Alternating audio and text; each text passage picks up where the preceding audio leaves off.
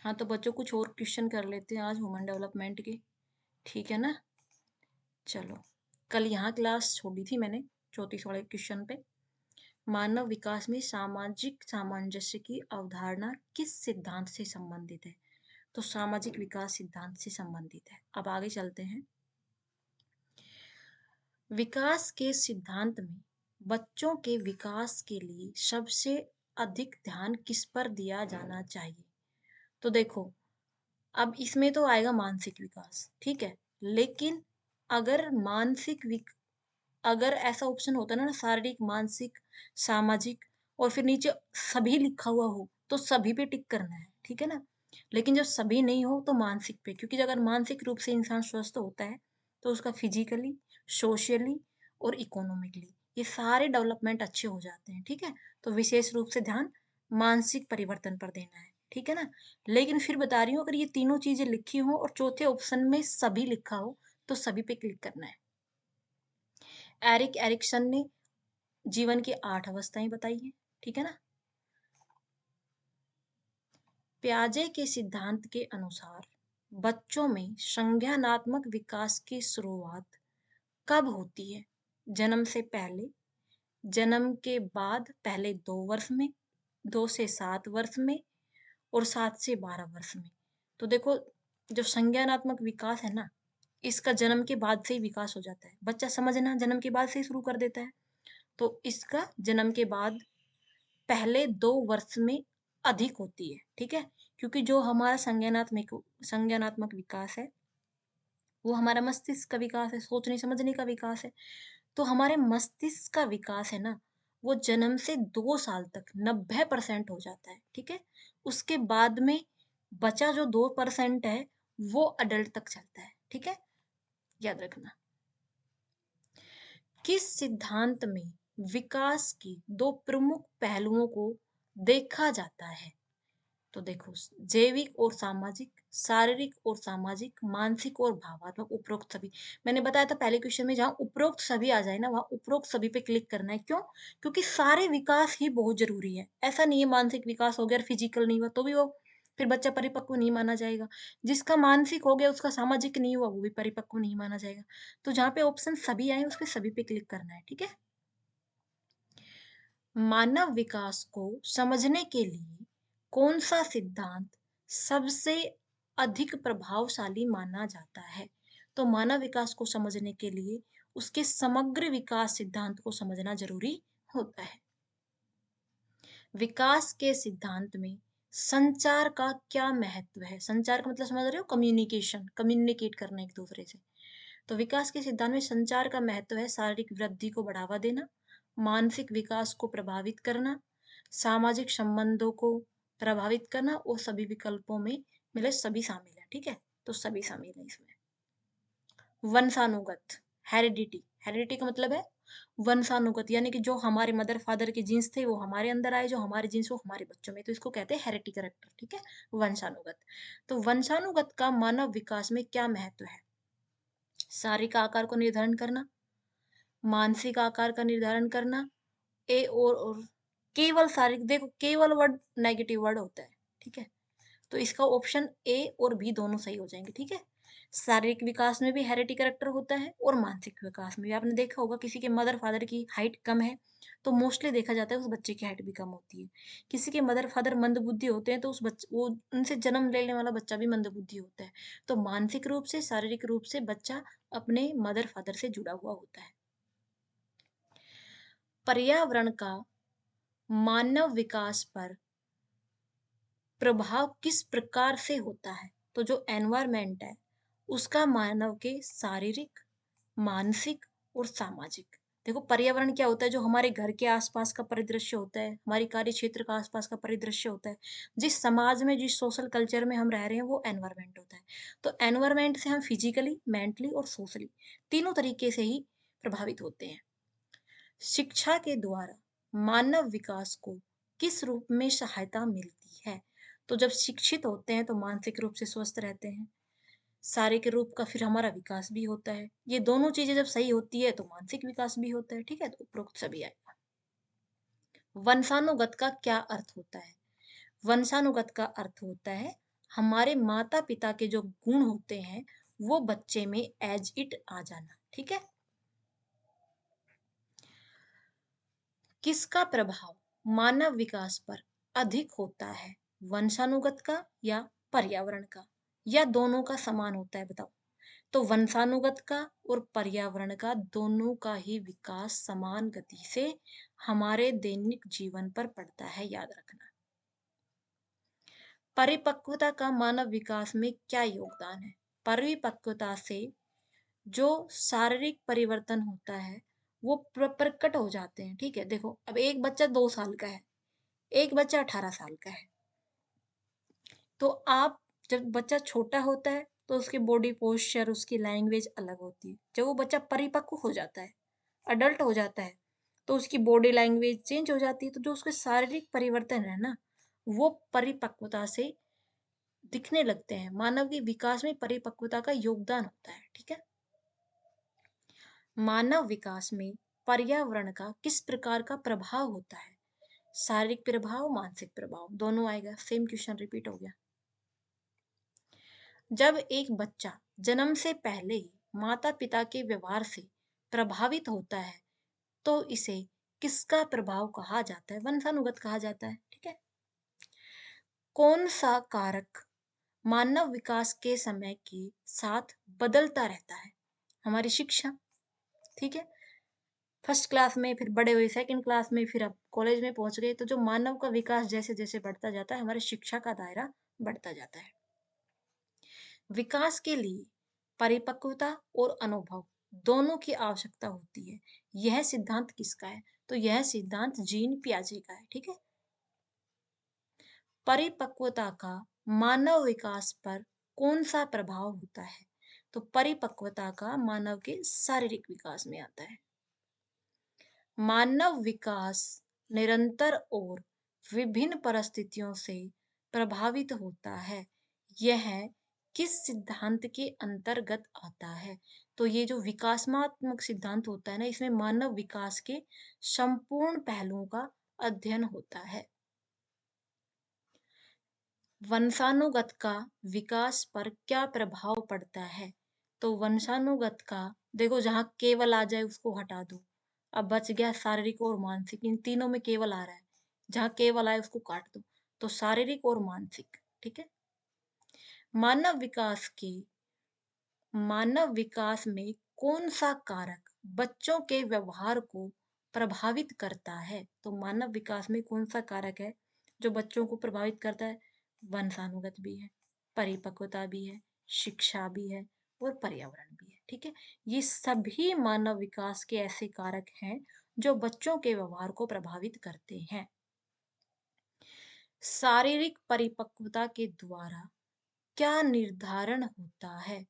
तो शारीरिक परिपक्वता के कारण शारीरिक विकास और मानसिक विकास, ठीक है, ये दोनों प्रभावित होते हैं। शारीरिक विकास और मानसिक विकास। ठीक है। इसमें केवल वर्ड आगे हटा दो, केवल वर्ड हटा दो। मानसिक और एक भावात्मक विकास से इससे प्रभावित नहीं होता। ठीक है। तो शारीरिक और मानसिक विकास। मनोवैज्ञानिक सिद्धांतों के अनुसार वंशानुगत और पर्यावरण का योगदान किस प्रकार से देखा जाता है? तो मनोवैज्ञानिक सिद्धांतों के अनुसार वंशानुगत और पर्यावरण का योगदान इन दोनों के सामंजस्य के योगदान से देखा जाता है। ठीक है। दोनों के सामंजस्यपूर्ण योगदान में होता है। मानव विकास में परिपक्वता का प्रमुख उद्देश्य क्या है? शारीरिक और मानसिक स्थिति का बदलाव। ठीक है। शारीरिक और मानसिक स्थिति का बदलाव। शिक्षा के दौरान बच्चों की मानसिक स्थिति में परिवर्तन किस कारण से होता है? तो शिक्षा के दौरान जो बच्चे की मानसिक स्थिति होती है ना, वो एनवायरमेंट के द्वारा होती है। ठीक है। क्योंकि इसमें शिक्षा लगा दी है। शिक्षा का वंशानुगत से कोई लेना देना नहीं होता, एनवायरमेंट से होता है। किस स्थिति में परिपक्वता सबसे अधिक दिखाई देती? भाई किशोर अवस्था में। किस प्रक्रिया में शारीरिक और मानसिक विकास का संतुलन होता है? तो शारीरिक और मानसिक विकास का संतुलन परिपक्वता में होता है। ठीक है। परिपक्वता में। किस विकास का प्राकृतिक प्रक्रिया किसे विकास का प्राकृतिक प्रक्रिया कहा जाता है? तो जो परिपक्वता होती है ना, वो विकास की प्राकृतिक प्रक्रिया होती है। वंशानुगतता के माध्यम से कौन-कौन सी विशेषताएं प्राप्त होती हैं? तो वंशानुगत के माध्यम से जो शारीरिक और मानसिक दोनों है ना, ये दोनों ही प्रभावित होती हैं। अब इसमें सी का कहीं ऑप्शन नहीं दे रखा, यहाँ सी होता तो सी भी सही हो जाता, तो दो ही दे रखे, दो ही सही होंगे। निम्नलिखित में से कौन सा एक विकासात्मक कारक है? तो स्थिर पर्यावरण, स्थिर परिपक्वता और वंशानुगत, ठीक है, ये सभी विकासात्मक के कारक हैं। पर्यावरण के किस तत्व का मनोवैज्ञानिक विकास पर प्रभाव पड़ता है? तो पर्यावरण के पारिवारिक संबंध, स्कूल का माहौल, समाज का माहौल। तो पर्यावरण से है तो पारिवारिक संबंध में सभी आ जाएंगे, ठीक है ना। शिक्षा का विकास में क्या योगदान होता है? शिक्षा से शारीरिक विकास, मानसिक विकास, सामाजिक विकास सभी होते हैं। मानव विकास में सामाजिक परिपक्वता कब होती है? तो जो सामाजिक परिपक्वता है ना, वो किशोरावस्था में शुरू हो जाती है। वंशानुगतता और पर्यावरण में कौन सा तत्व विकास में सबसे अधिक प्रभाव डालता है? तो दोनों समान रूप से प्रभाव डालते हैं भैया, वंशानुक्रम भी और पर्यावरण। एक बच्चा अपनी प्राकृतिक मानसिक क्षमता को किसके माध्यम से बेहतर करता है? भाई शिक्षा के माध्यम से करता है। परिपक्वता में क्या शामिल होता है? शारीरिक विकास, मानसिक विकास, सामाजिक विकास, सभी सभी आएगा इसका। जब बच्चों का विकास अनुभव और परिपक्वता के द्वारा होता है, तो इसे किस सिद्धांत में जोड़ा जाता है? तो अनुभव से सीखा गया सिद्धांत बंदूरा में आएगा, जीन प्याजे के संज्ञानात्मक विकास में आएगा, या वाग्नर वाले में आएगा, या गैसले में। तो जीन प्याजे का जो संज्ञानात्मक विकास होता है ना, इसमें विकास का जो अनुभव होता है वो परिपक्वता के द्वारा और सिद्धांतों के द्वारा जोड़ा जाता है। वंशानुगतता के आधार पर एक बच्चा अपने माता पिता से क्या प्राप्त करता है? शारीरिक और मानसिक दोनों चीजें, ठीक है, शारीरिक और मानसिक दोनों चीजें प्राप्त करता है।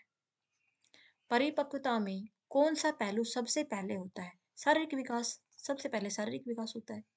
एक बच्चा जो मानसिक और शारीरिक रूप से विकासशील है, उसे किस उम्र में महसूस करना उसे किस उम्र में महसूस करना शुरू हो जाता है? तो देखो, ये ना इसमें जो नवजात वाली अवस्था होती है उसमें तो बच्चा छोटा ज़्यादा होता है, ठीक है? लेकिन जो शेष अवस्था होती है ना, वो बहुत इम्पोर्टेंट होती है, ठीक है? क्योंकि इसमें विकास की गति भी तेज़ होती है, इसमें सोचने-समझने की गति भी तेज़ होती है, और विकास अवस्था 0 से 2 साल की होती है, ठीक है? तो 2 साल तक जो हमारा मस्तिष्क का विकास होता है ना, वो लगभग 90% हो जाता है, याद रखना। शारीरिक परिपक्वता का प्रमुख उदाहरण क्या हो सकता है? शरीर की ऊंचाई और वजन में वृद्धि। मानव विकास में सबसे महत्वपूर्ण बुनियादी बदलाव क्या है? शारीरिक बदलाव। मानसिक बदलाव कभी दिखता नहीं है, ठीक है, क्योंकि वो अंदर होते हैं, और शारीरिक बदलाव है जो बाहरी होता है, वो दिखता है। शिक्षा से कौन सा विकासात्मक पहलू सबसे अधिक प्रभावित होता है? तो हमारा जो मानसिक विकास होता है ना, वो सबसे अधिक प्रभावित होता है। शरीर और मस्तिष्क के सामान्य विकास के लिए परिपक्वता और शिक्षा का संतुलन आवश्यक है। यह कथन किसका है? गैसले का है, ठीक है, गैसले का है ये। कौन सा तत्व विकास के प्रारंभ और दीर्घकालीन प्रभावों के बीच में सबसे बड़ा अंतर करता है? बताओ। जो विकास का प्रारंभिक और दीर्घकालीन प्रभाव है, उसका सबसे बड़ा अंतर किन के कारण होता है? वंशानुगत के कारण, शिक्षा के कारण, परिपक्वता के कारण, या पर्यावरण के कारण। तो जब मानव विकास की बात आती है ना, और जो दीर्घकालीन प्रभाव होते हैं, उसमें शिक्षा होती है, ठीक है। वंशानुगत और परिपक्वता का आपस में क्या संबंध है? परिपक्वता और मानवता दोनों एक साथ कार्य करते हैं, याद रखना, वंशानुगतता और परिपक्वता का आपस में क्या संबंध है? यह दोनों एक साथ कार्य करते हैं। ठीक है? जब बच्चे के शारीरिक और मानसिक विकास के लिए कौन सी प्रक्रिया सबसे अधिक महत्वपूर्ण होती है? तो जो परिपक्वता होती है ना, वो बच्चे के शारीरिक और मानसिक विकास के लिए बहुत अधिक महत्वपूर्ण प्रक्रिया होती है। विकास के कौन से पहलू होते हैं? आर्थिक विकास का कोई पहलू नहीं होता। सामाजिक, राजनीतिक, ये दोनों होते हैं। ठीक है? तो अब ये दोनों होते हैं तो इसके साथ साथ इसको भी जोड़ दिया गया। ठीक है? नहीं, अदरवाइज विकास के जो पहलू होते हैं उसमें सामाजिक और राजनीतिक होते हैं। उपरोक्त सभी लिखा है इसने। विकास के लिए मुख्य रूप से कौन सा कारक जिम्मेदार होता है? भौतिक संसाधन, मानव विकास, प्राकृतिक विकास, उपरोक्त सभी। समाज में शिक्षा का क्या योगदान होता है? सामाजिक जागरूकता, आर्थिक जागरूकता, सामाजिक जागरूकता, उपरोक्त सभी आएगा। जहाँ उपरोक्त सभी आएगा ना वहाँ तो मोस्टली उपरोक्त सभी ही सही होता है। आर्थिक विकास के लिए कौन सा प्रमुख कारक है? शिक्षा, तकनीकी, निवेश, प्राकृतिक संसाधन। तो आर्थिक विकास के लिए निवेश सबसे जरूरी होता है। ठीक है? आर्थिक विकास का मतलब समझते हो? पूंजी। और पूंजी को अपन जितना निवेश करते हैं वो उतनी ही बढ़ती जाती है। ठीक है? किस कारक का विकास पर सबसे ज्यादा प्रभाव पड़ता है? स्वास्थ्य का। जब हमारा स्वास्थ्य सही होता है तो हम ठीक से डेवलप होते हैं, शिक्षा ग्रहण करते हैं, जॉब लगती है, सब कुछ सेटल हो जाता है। लेकिन अगर हम हमारा स्वास्थ्य ही अच्छा नहीं है तो हम कोई तरक्की नहीं कर पाएंगे। विकास में किसकी भूमिका होती है? केवल सरकार की, केवल समाज की, केवल व्यक्ति की, सभी के साथ का सहयोग? भाई भाई ठीक है, केवल जहां आ जाएगा एक सरकार तुम्हारा विकास नहीं कर सकती, समाज भी तुम्हारा विकास नहीं कर सकता, केवल अकेला व्यक्ति भी नहीं कर सकता। लेकिन जब ये तीनों चीज मिल जाती है ना, व्यक्ति कोशिश करेगा, फिर समाज कोशिश करेगा, फिर सरकार कोशिश करेगी, तो फिर तो जरूरी है कि हमारा विकास पॉसिबल है। विकास को प्रभावित करने वाले मुख्य प्राकृतिक कारक कौन से हैं? जलवायु है, मिट्टी है, जल संसाधन है, उपरोक्त सभी है, उपरोक्त सभी। राजनीतिक स्थिरता का विकास पर क्या प्रभाव पड़ता है? तो देखो जो राजनीतिक होते हैं ना, वो सकारात्मक होते हैं। ठीक है? आर्थिक नीति का विकास पर क्या प्रभाव पड़ता है? तो जो आर्थिक नीति है, ठीक है, उसका सकारात्मक प्रभाव पड़ता है। ठीक है?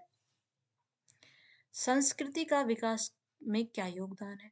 संस्कृति का विकास में पारंपरिक ज्ञान, सामाजिक पहचान, कला एवं साहित्य, उपरोक्त सभी। तो उपरोक्त सभी आएगा। प्राकृतिक संसाधन का संरक्षण विकास के लिए क्यों महत्वपूर्ण है? आर्थिक संतुलन बनाए रखने के लिए, पर्यावरण संतुलन बनाए रखने के लिए, सामाजिक भलाई के लिए, उपरोक्त सभी। स्वास्थ्य सेवाओं का विकास पर क्या प्रभाव पड़ता है? स्वास्थ्य सेवाओं से उत्पादकता में वृद्धि होती है, जीवन प्रत्याशा में वृद्धि होती है, मानव संसाधन में सुधार होता है, उपरोक्त सभी। अच्छा नहीं लग रहा सब में उपरोक्त सभी आ रहा है। विकास के लिए किसका होना जरूरी है? विकास के लिए उच्च शिक्षा का होना जरूरी है, सही बात है। निवेश भी होना चाहिए।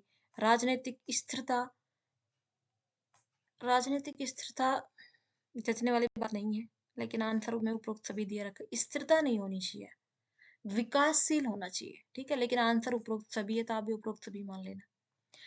विकास के लिए तकनीकी विकास क्यों आवश्यक है? देखो तकनीकी विकास इसलिए आवश्यक है कि उत्पादन में सुधार हो, नई नौकरियां मिले और आर्थिक प्रगति हो। ठीक है? उपरोक्त सभी आएगा। विकास के लिए कौन सा सामाजिक कारक जरूरी है?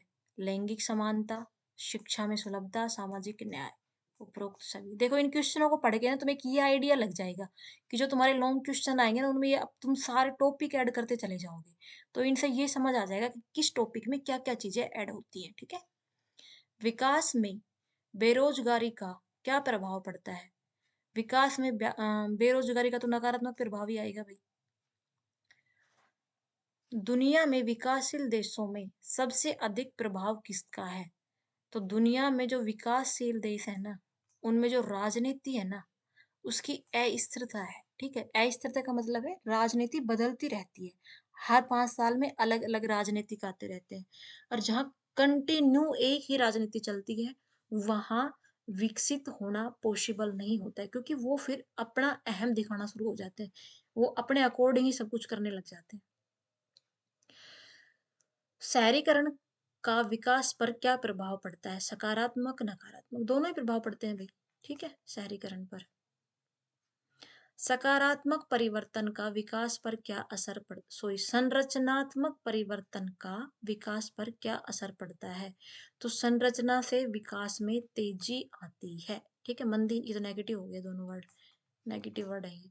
विकास में तेजी। संस्कृति का संरक्षण क्यों आवश्यक है? संस्कृति का संरक्षण समाज की पहचान बनाने में, आर्थिक लाभ के लिए, सामाजिक संतुलन के लिए उपरोक्त सभी अंतर आएगा। आधुनिक तकनीकी विकास का क्या प्रभाव पड़ता है? बताओ जो आधुनिक तकनीक है, विकास पर उसका क्या प्रभाव पड़ता है? सामाजिक असमानता असमानता नहीं समानता होता तो ठीक होता, ये गलत हो गया।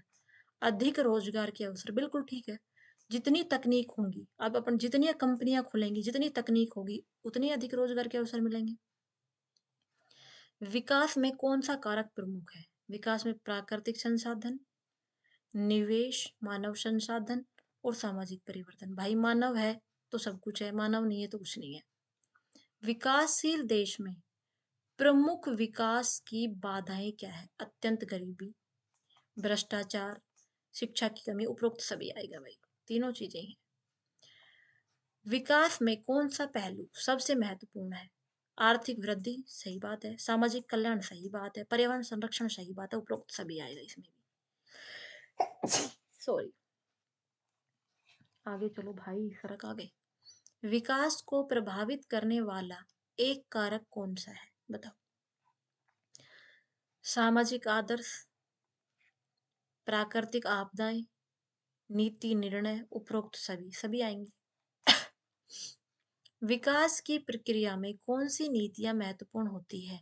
निवेश की नीति, शिक्षा की नीति, पर्यावरण की नीति, सभी सभी आएगा। गति के विकास के लिए किसकी आवश्यकता होती है? सहयोग की आवश्यकता होती है, प्रौद्योगिकी की सही उपयोग होता है और सही नीतियों का विकास होना चाहिए, तो उपरोक्त सभी आएगा इसका भी। स्वास्थ्य जीवन का विकास पर क्या प्रभाव पड़ता है? स्वास्थ्य सेवा का विकास पर क्या प्रभाव पड़ता है? जीवन प्रत्याशा में सुधार होता है, बिल्कुल होता है, सही बात है। सामाजिक जागरूकता बढ़ती है, बिल्कुल बढ़ती है। उत्पादकता में वृद्धि होती है, उपरोक्त सभी आएगा। विकासशील देश में श्रमिकों का योगदान कैसा होता है? मानव संसाधन के रूप में, आर्थिक संप्रेषण के रूप में, गरीबी उन्मूलन के रूप में, उपरोक्त सभी आएगा। देखो एक एक टॉपिक से चार चार पांच पांच क्वेश्चन आ रहे हैं। आप इजीली इनको ना पढ़ पढ़ के ना, अगर ठीक से देखोगे तो लॉन्ग क्वेश्चन भी इनसे बना लोगे आप इजीली। संस्थागत समर्थन का क्या प्रभाव होता है विकास में? तो नीति निर्माण में मदद होता है, संस्थागत परिणाम में, ठीक बात है। कार्यान्वयन में सुधार होता है, ठीक बात है। समुदाय का समर्थन होता है, ठीक बात है। उपरोक्त सभी आएगा। मूल्य आधारित शिक्षा का विकास में क्या योगदान होता है? मूल्य आधारित शिक्षा का सकारात्मक सोच, सामाजिक में समाज में सुधार, विकास की प्रक्रिया में तेज, उपरोक्त सभी आएगा भाई इसका भी। विकास में पारंपरिक संसाधनों का क्या महत्व है? तो विकास में पर्यावरण संतुलन बनाए रखने के लिए, समाज के पिछड़े वर्ग की मदद करने में, आर्थिक लाभ में, उपरोक्त सभी, तो उपरोक्त सभी आएगा, ठीक है। एक स्लाइड और कर लेते हैं आज, फिर कल से करेंगे। विकास के मार्ग में वित्तीय साधन किसकी मदद करते हैं? तो जो विकास वित्तीय साधन है वो उद्योग में, कृषि में, सेवा क्षेत्र में, सभी में मदद करते हैं। आलोक क्या वो आएगा। मूल्य प्रणाली में सुधार विकास को कैसे प्रभावित करते हैं? नीति निर्माण में सुधार, सामाजिक ढांचा मजबूत करना, राष्ट्रीय आय में वृद्धि करना, उपरोक्त सभी आएगा। कृषि का विकास में क्या महत्व है?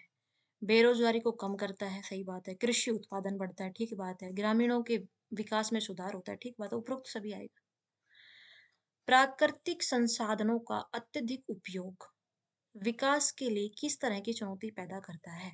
तो जो प्राकृतिक संसाधन है, उनका अत्यधिक उपयोग करने से जो विकास में चुनौती होती है, वो पर्यावरण संकट, सही बात है। आर्थिक असंतुलन होता है, गरीबी होती है, उपरोक्त सभी आएगा, ठीक है? अर्थव्यवस्था में समावेशी विकास का क्या उद्देश्य है? तो अर्थव्यवस्था में सभी वर्गों की भागीदारी सुनिश्चित करना, आय के वितरण में समानता लाना, सामाजिक न्याय और उपरोक्त सभी आएगा, ठीक है? विकास के लिए आधारभूत संरचना का क्या महत्व है? तो विकास के लिए जो आधारभूत संरचना होती है, उद्योगों की स्थापना करना, सामाजिक विकास करना, जीवन प्रत्याशा में सुधार करना, ये सभी चीजें इसमें शामिल होती हैं। वैश्विक आर्थिक स्थिति का विकास पर क्या प्रभाव पड़ता है? तो जो वैश्विक आर्थिक स्थिति है, इसका विकास पर नकारात्मक प्रभाव पड़ता है। समाज में लैंगिक समानता का क्या प्रभाव पड़ता है विकास में? महिलाओं का सशक्तिकरण, सही बात है। पर्यावरण में सामाजिक स्थिरता, बिल्कुल सही है। देश की आर्थिक स्थिति में सुधार होता है, ठीक बात है। उपरोक्त सभी सही बात है। गर्भाधान के समय कौन सी कोशिका मिलती है? शुक्राणु, ठीक है, शुक्राणु। गर्भाधान के कितने सप्ताह बाद भ्रूण की हड्डियां बनना शुरू होती हैं? तो भ्रूण की हड्डियां आई थिंक 6 सप्ताह से 8 सप्ताह से बनना शुरू हो जाती है, ठीक है। 8 सप्ताह से भ्रूण की हड्डियां हैं वो बनना शुरू हो जाती हैं। किस भ्रूण विकास में पहले 8 हफ्तों का समय कहा जाता है? तो जब इसमें लिख ही दिया भ्रूण विकास तो भ्रूण की अवस्था ही आएगा, ठीक है, भ्रूण अवस्था। जो 8 हफ्ते तक की अवस्था होती है ना, 8 हफ्ते तक की अवस्था, उसको भ्रूण अवस्था कहते हैं, ठीक है। और इन 8 हफ्तों में क्या हो जाता है? हड्डियां बनना शुरू हो जाता है, याद रखना। गर्भावस्था में गर्भ के आकार का सबसे ज्यादा वृद्धि कब होती है? पहले, दूसरे, तीसरे माह में होती है भाई, ठीक है। गर्भ में 12 सप्ताह के बाद कौन सा अंग काम करना शुरू कर देता है? हृदय, मस्तिष्क, किडनी। हृदय काम करना शुरू कर देता है, ठीक है। जो हमारा हृदय है उसका विकास 12 सप्ताह में हो जाता है और वो धड़कना शुरू कर देता है, जबकि हड्डियां 8 माह में। बच्चे के शारीरिक विकास में कौन सा तत्व सबसे अहम है? बच्चे के शारीरिक विकास में प्रोटीन सबसे महत्वपूर्ण है। किसे किशोरावस्था कहा जाता है? किशोर अवस्था 10 से 19 वर्ष की होती है। कहीं ना कहीं आपको 12 से 18 भी देखने को मिलेगा, ठीक है। किस उम्र में बालक के शारीरिक विकास की दर सबसे तेज होती है? तो बालक के विकास की सबसे तेज गति तो भाई इसमें ही होती है, सॉरी, 10 से 15 लिख रखा है भाई इसमें। वैसे बालक की विकास की गति शेष अवस्था में तेज होती है, ठीक है। इसको मैं इरेज करती हूँ, फिर आप गलत कर दोगे इसको, ठीक है। इसमें आंसर ये दे रखा है भाई 10 से 15, तो 10 से 15 याद करना आप। किसे किशोरावस्था का पहला संकेत माना जाता है? तो देखो, अगर इसमें उपरोक्त सभी होता ना तो कई सारे आंसर सही हो जाते, ठीक है। क्योंकि चेहरे पर बाल आना, लड़कों में दाढ़ी मूंछ आ जाती है किशोरावस्था में, ठीक है। हड्डियां जो लड़कियां होती है उनकी हिप्स की हड्डियां बहुत चौड़ी हो जाती है और मजबूत हो जाती है। जो प्रजनन अंग है उनका विकास होने लगता है, ठीक है। लेकिन मस्तिष्क का विकास है ना वो शेष अवस्था में हो जाता है 90%। मैंने आपसे बताया था ना, 90% 2 वर्ष तक हो जाता है। तो ये एक ऑप्शन गलत होने की वजह से ये ऑप्शन भी एलिमिनेट हो गए, ठीक है। बट आप याद रखना कि किशोर अवस्था में प्रजनन अंगों का भी विकास होता है, लड़कों के चेहरे पर दाढ़ी मूछ आने लगती है, मही और लड़कियों में पीरियड्स आने शुरू हो जाते हैं, और लड़कियों की जो हड्डियां हैं वो मजबूत हो जाती है, ठीक है। किस दौरान बच्चों के दांत निकलना शुरू हो जाते हैं? तो बच्चों के दांत निकलना 9 से 12 या 6 से 9, 6 से 9, ठीक है, 6 से 9 में शुरू हो जाते हैं, ठीक है। किसी के जिसके लेट आते हैं उसके 9 से 12 में भी आ जाते हैं। किसके द्वारा शारीरिक विकास को नियंत्रित किया जाता है? तो देखो, शारीरिक विकास हार्मोन पर डिपेंड करते हैं, ठीक है। बच्चे के शारीरिक विकास में कौन सा अंग पहले विकसित होता है? तो भाई मस्तिष्क सबसे पहले विकसित होता है, याद रखना। सबसे पहले मस्तिष्क का विकास होता है। प्रारंभिक बचपन में बच्चे की लंबाई किसकी वजह से बढ़ती है? कैल्शियम की वजह से, विकास हार्मोन की वजह से बढ़ती है भाई। विकास हार्मोन है ना, ग्रोथ हार्मोन, इसकी वजह से लंबाई बढ़ती है। किशोर अवस्था में लिंग परिवर्तन के कारण कौन सा हार्मोन जिम्मेदार होता है? तो जो टेस्टोस्टेरोन हार्मोन है ना, ये जिम्मेदार होता है, ठीक है, टेस्टोस्टेरोन हार्मोन। किस आयु में बच्चों में शरीर में तेजी से विकास होता है? तो होना तो देखो 0 से 3 वर्ष होना चाहिए इसमें, हाँ सही, 0 से 3 वर्ष ही होना चाहिए, क्योंकि शेष अवस्था में ना सबसे ज्यादा विकास होता है। किसे शारीरिक और मानसिक विकास का सही संयोजन कहा जाता है? शारीरिक और मानसिक विकास का सही संयोजन किशोर अवस्था को कहा जाता है। प्रारंभिक बचपन में किस अंग का विकास सबसे ज्यादा होता है? मस्तिष्क का होता है। किशोरावस्था में लंबाई में वृद्धि का प्रमुख कारण क्या होता है? अभी तो देखा था हमने, इसमें जो शारीरिक व्यायाम, जीन, पोषण, पोषण आएगा इसमें, हार्मोन्स दे रखा है। किशोरावस्था में लंबाई में वृद्धि का प्रमुख कारण पोषण भी होता है, लेकिन इसमें हार्मोन है, आप हार्मोन करो। मैं इनके आंसर के अकॉर्डिंग ही चलूंगी भाई, हार्मोन, हार्मोन, ठीक है। किशोरों में किसका विकास सबसे अधिक होता है? किशोरों में शारीरिक शक्ति का, मानसिक शक्ति का, सामाजिक शक्ति का, प्रजनन अंग का। तो किशोर अवस्था में प्रजनन अंग विकसित हो जाते हैं, ठीक है, प्रजनन अंग विकसित हो जाते हैं। शारीरिक विकास बचपन अवस्था में हो जाता है, सामाजिक विकास किशोर अवस्था में होता है, लेकिन सबसे ज्यादा प्रजनन विकास होता है। किस उम्र में बच्चा खुद चलना सीख लेता है? साल भर का बच्चा खुद से चलना सीख लेता है। प्रारंभिक बचपन में बच्चों के शारीरिक विकास के लिए सबसे महत्वपूर्ण क्या है? पोषण, शारीरिक गतिविधि, मानसिक उत्तेजना, पोषण। किशोरावस्था में पुरुषों में क्या शारीरिक परिवर्तन होते हैं? उनकी आवाज भारी हो जाती है। बच्चों का जाल कहा जाता है, बच्चों का जाल दांतों को कहा जाता है। ये तो नया ही क्वेश्चन है, मैंने पहली बार देखा, याद कर लेना भाई, बच्चों का जाल दांतों को कहा जाता है। किस उम्र में बच्चों की मांसपेशियां पूरी तरीके से विकसित हो जाती हैं? तो 15 से 18 वर्ष में बच्चों की जो मांसपेशियां हैं, ये पूरी तरीके से विकसित हो जाती हैं। आज के लिए इतना ही सफिशियंट है, बाकी अपन अब कल करेंगे, ठीक है।